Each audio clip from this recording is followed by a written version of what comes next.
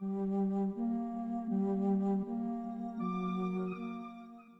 roi Crix, bien que revêtu du titre de souverain, se révélait être un homme immature et peu qualifié pour gouverner son royaume.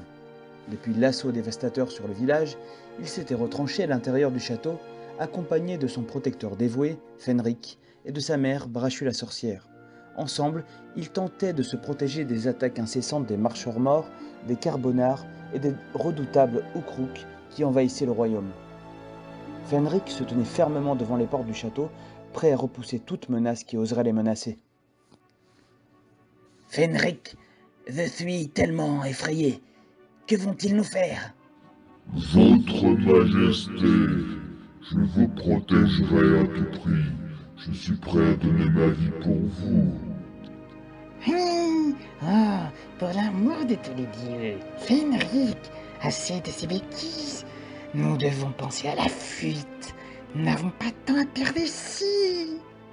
Mais mère, comment allons-nous fuir? Demanda Crix, perdu dans l'angoisse de la situation. C'est très simple. Fenric va se sacrifier pour nous permettre de partir. Il devra nous couvrir pendant que nous échappons par la porte secrète, annonça Brachu de manière impérieuse. Non, Fenric ne peut pas faire ça. Il ne peut pas se sacrifier pour nous, protesta Crix, cherchant une alternative désespérée.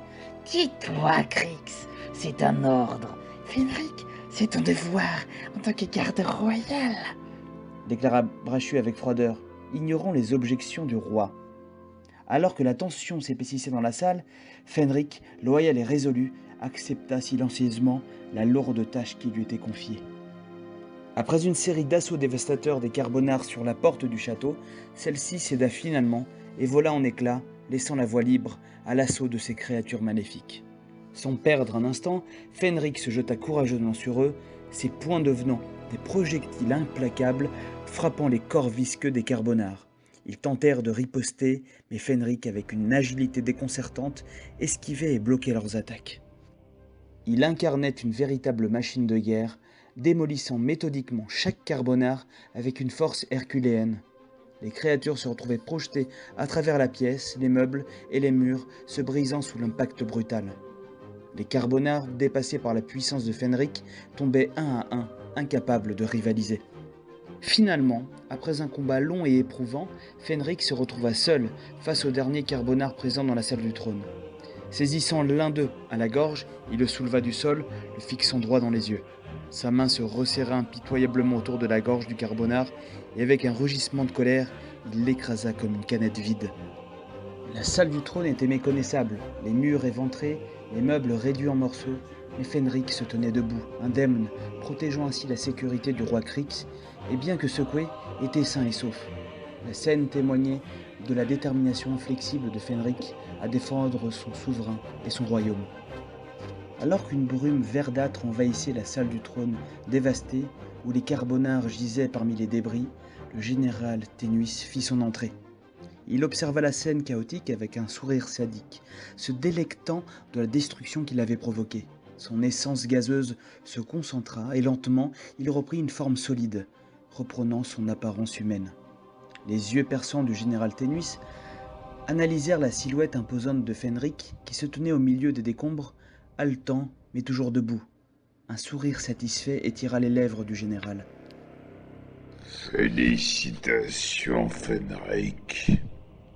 Vous êtes un adversaire redoutable et remarquable. Vous avez combattu comme un lion. Ténuis se mit à marcher autour de Fenric, ses yeux verts scrutant chaque centimètre de son corps musclé. Mais laissez-moi vous révéler un petit secret, Fenric. La force surhumaine que vous possédez, c'est grâce à moi. C'est grâce au carbone 15. C'est moi qui vous ai accordé cette puissance. Les yeux de Fenric s'élargirent d'incrédulité face aux révélations choquantes du général Ténuis. La vérité sur l'origine de sa puissance le frappa de plein fouet. Et toi, pauvre petit roi de pacotille, tu n'as même pas été capable pendant toutes ces années de capturer ne serait-ce qu'un seul membre du groupe de Jormo. J'avais envoyé un de mes agents il y a longtemps. Les mots de Ténuis résonnaient dans l'esprit de Fenric, lui révélant la trahison et la tromperie dont il avait été la victime. Le général se métamorphosa en gaz vert, pénétrant dans le corps de Fenric. Une sensation étrange parcourut le garde royal, comme si des forces surnaturelles remodelaient son être de l'intérieur. Crix, pétrifié, assistait à cette métamorphose inquiétante.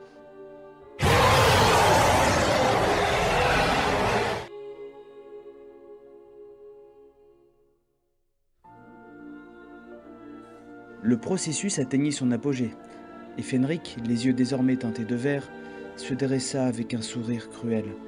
Sa loyauté et son humanité semblaient avoir été effacées, ne laissant place qu'à un vide carbonard. D'un mouvement foudroyant, il se jeta sur Crix.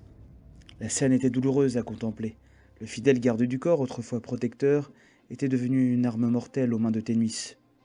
Brachu n'hésita pas un instant et s'éclipsa, abandonnant son propre fils à une destinée tragique. Aristodé et Nesteb atteignirent les ruines fumantes du château, témoins de l'effondrement du pouvoir royal. Le garde royal se tourna vers Aristodé avec gravité. « Il n'y a plus rien pour nous ici. Il est temps pour nous de partir.